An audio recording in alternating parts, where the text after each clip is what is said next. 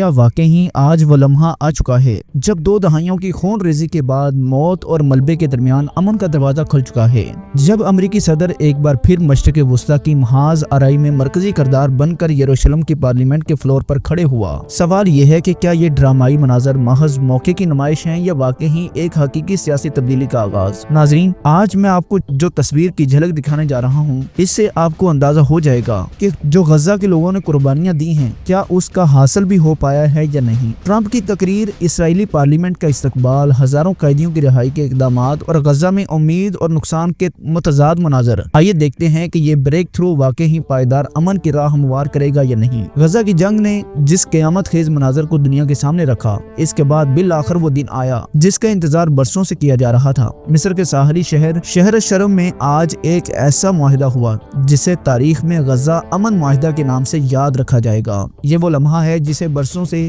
جاری خون ریزی اور آنسوؤں کی لکیر پر پہلی بار سیاہی نہیں بلکہ امید کے کچھ روشن الفاظ لکھے گئے ہیں۔ عرب اور مغربی ذرائع کے مطابق اس معاہدے کے تحت فلسطینی مزاحمتی تنظیم حماس کے 20 اسرائیلی یرغمالیوں کو رہا کر دیا ہے، جنہیں 2 مراحل میں اسرائیلی حکام کے حوالے کیا گیا ہے۔ پہلے مرحلے میں 7 اور دوسرے مرحلے میں 13 یرغمالیوں کو رہا کیا گیا ہے، لیکن اس رہائی کی قیمت صرف ایک فریق نے نہیں جھکائی، اسرائیل کو بھی وہ قدم اٹھانا پڑا ہے جو اس کے سیاسی دائرے میں برسوں سے ناممکن سمجھا جاتا تھا۔ اس معاہدے کے تحت اسرائیلی جیلوں سے 1700 سے زائد فلسطینی قیدیوں کو رہا کیا جا رہا ہے جو غزہ اور مغربی کنارے کی سمت روانہ ہوئے ہیں۔ عرب میڈیا کے مطابق ان فلسطینی قیدیوں کو غزہ کے النصر ہسپتال منتقل کیا جائے گا، جہاں انہیں ابتدائی طبی امداد فراہم کی جائے گی، جن میں سے بیشتر ایسے افراد ہیں جنہوں نے برسوں اسرائیلی عقوبت خانوں میں گزارے ہیں، جن کا جرم صرف اتنا تھا کہ وہ آزادی اور اپنی سرزمین کے دفاع کی بات کرتے تھے۔ دنیا کی نظریں اس وقت مصر کے شہر شرم الشیخ پر ہیں،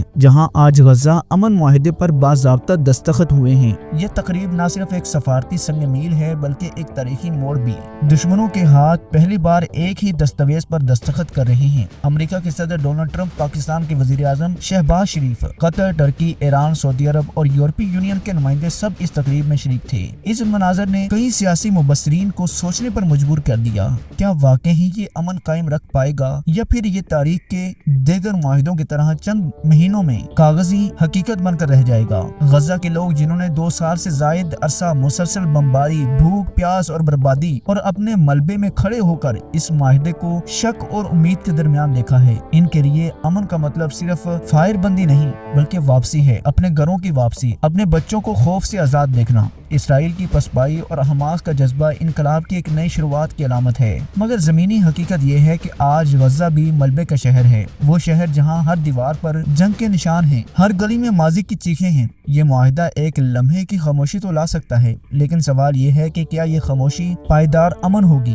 کیا یہ امن مظلوموں کی جیت کا آغاز ہوگا یا طاقتوروں کی سیاست کا ایک عارضی وقفہ؟ دنیا کا ہر تجربہ کار جانتا ہے کہ مشرق وسطی میں امن کبھی بھی صرف دستخطوں سے نہیں آتا، یہاں امن ہمیشہ قربانیوں سے خریدا گیا ہے اور اکثر دھوکے سے چھینا گیا ہے۔ آج جب فلسطینی قیدی آزادی کی سانس لے رہے ہیں اور اسرائیلی یرغمالی اپنے گھروں کو لوٹ رہے ہیں تو دونوں طرف کے چہروں پر ایک ہی سوال ہے، کیا یہ اختتام ہے یا ایک نئے طوفان کی تمہید؟ غزہ امن معاہدے کے بعد دنیا کی نظریں ایک بار پھر اور ایک غیر معمولی منظر پر تھی۔ وہ لمحہ جب ڈونلڈ ٹرمپ تل ابیب سے یروشلم پہنچا اور اسرائیلی پارلیمنٹ میں داخل ہوا۔ گزشتہ 50 برسوں میں کسی امریکی صدر نے اسرائیلی پارلیمنٹ کے فلور پر آ کر فلسطینیوں کے متعلق امن معاہدے پر اتنے واضح الفاظ میں گفتگو نہیں کی تھی۔ ٹرمپ کا استقبال کسی فاتح کی طرح کیا گیا۔ اسرائیلی وزیر اعظم، کابینہ کے ارکان اور ارکان پارلیمنٹ کھڑے ہو کر تالیاں بجاتے رہے۔ گیلری میں امریکی وفد کے ساتھ چند عرب ممالک کے نمائندے بھی موجود تھے۔ ٹرمپ نے اپنی تقریر میں کہا، یہ امن معاہدہ صرف جنگ روکنے کے لیے نہیں بلکہ انسانیت کی بقا کے لیے ہے۔ ہم نے وہ کر دکھایا ہے جسے دنیا ناممکن سمجھتی تھی۔ اس نے مزید کہا کہ امریکہ نے اس امن عمل میں صرف ثالث کا نہیں بلکہ براہ راست نگران کا کردار ادا کیا ہے اور فریقین کو قائل کیا ہے کہ اگر امن نہ آیا تو آنے والی نسلیں صرف راکھ اور ملبہ وراثت میں پائیں گی۔ ٹرمپ نے پاکستان کے کردار کو بھی سراہا، کہا کہ وزیر اعظم شہباز شریف نے جس استقامت سے موقف اختیار کیا ہے وہ جنوبی ایشیا میں امن کی ایک علامت ہے۔ اسرائیلی پارلیمنٹ میں پاکستان کا نام آنا خود ایک غیر معمولی واقعہ تھا۔ یہ معاہدہ بظاہر قیدیوں کے تبادلے پر مبنی ہے، مگر دراصل یہ ایک سیاسی زلزلہ ہے جس کے اثرات پورے مشرق وسطی میں محسوس کیے جا رہے ہیں۔ عرب ذرائع کے مطابق اسرائیلی جیلوں سے 1700 فلسطینی قیدی رہا کیے گئے ہیں، جن میں خواتین، بزرگ اور 200 سے زائد کم عمر نوجوان شامل ہیں۔ ان میں مروان برغوثی، احمد سادات اور خالد الرجی جیسے رہنما بھی ہیں جنہوں نے برسوں تنہائی کی قید میں مزاحمت کی ہے۔ رہائی کے بعد فلسطینی شہریوں میں جشن کا سماں ہے۔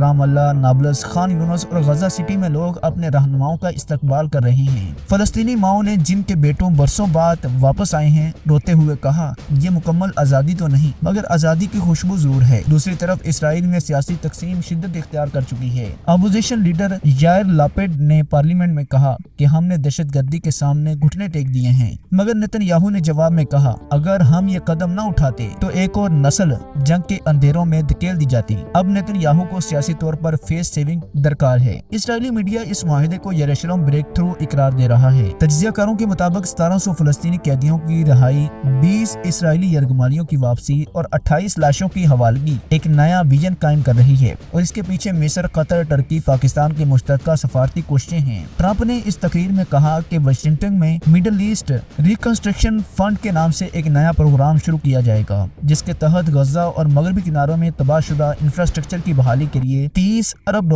کا ابتدائی پیکیج مختص کیا جائے گا۔ مگر سوال یہ ہے، کیا یہ امن پائیدار ہوگا؟ کیونکہ ماضی میں اوسلو، کیمپ ڈیوڈ اور جیسے کئی معاہدے ہوئے مگر غزہ پر بمباری اور گرفتاریوں کے سلسلہ نہ رکا۔ اس بار فرق صرف اتنا ہے کہ جنگ کی شدت نے دنیا کو ہلا کے رکھ دیا ہے۔ خود اسرائیلی عوام اب اس جنگ سے تنگ آ چکے ہیں۔ شاید فلسطینیوں کی نسل در نسل قربانیاں اب ایک نئے باب کا راستہ کھولنے والی ہیں۔ شرم الشیخ میں جہاں یہ معاہدہ طے پایا وہاں فضا میں ایک عجیب خاموشی ہے، نہ کوئی فاتح ہے نہ کوئی مفتوح ہے، بس یہ احساس ہے کہ اگر اس بار امن ٹوٹا تو شاید تاریخ دوبارہ کبھی موقع نہ دے۔ غزہ کی ملبے پر کھڑے وہ بچے جن کی آنکھوں میں اب بھی دھوئیں اور راکھ کی تہ جمی ہے، شاید اب پہلی بار آسمان کی طرف امید کے ساتھ دیکھ پائیں۔ دعا کے ساتھ یہ صرف ایک امن معاہدہ نہیں بلکہ انسانیت کی آخری کوشش ہے۔ اگر یہ کامیاب ہوئی تو آنے والی نسلیں شاید پہلی بار ایک ایسا مشرق وسطیٰ دیکھیں جو جنگ کے بغیر زندہ ہو۔ اب مجھے اجازت دیجیے، اللہ ہم سب کا نگہبان ہو۔ اللہ حافظ۔